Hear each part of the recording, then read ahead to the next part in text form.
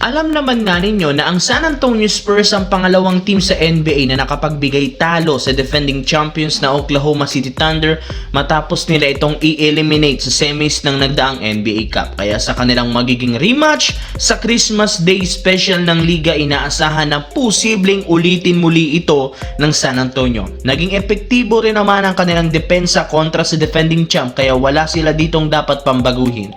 Kailangan lamang nilang maging pisikal sa tuwing kalaban nila ito. Bukod dyan, kailangan na rin naman nilang siguraduhin na masa-shutdown at hindi magiging komportable sa buong game si SGA. At kapag nagawa mo nila ito, magkakaroon sila ng mas mataas na tsansang matalong muli ang OKC Thunder. Kung noon, kababalik pa lang ni Wembanyama mula sa injury, nagawa nilang dominahin at patumbahin ang OKC, kayang-kaya rin naman nila itong talunin muli sa magiging Christmas Game Special sa susunod na araw. Sa kabilang banda, kinumpirma ng isang NBA insider, malaki pa rin ang tsansang ma-trade ngayong season si Giannis Antetokounmpo ng Milwaukee Bucks.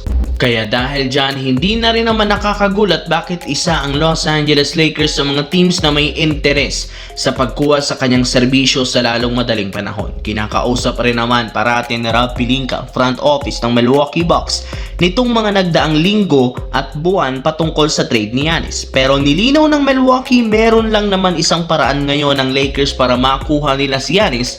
Ito ay kung papayag na i-trade sa kanila si Austin Reeves bilang kapalit. Si Reeves lang naman ang nag-iisang player ngayon na kayang tapatan ang trade value ni Antetokounmpo, gayong magagamit nga nila ito bilang bagong franchise player sa mga susunod na taon. Kaya kung sakaling magmatigas ang Lakers sa trade ni Austin Reeves, wala silang magagawang deal kay Giannis Antetokounmpo.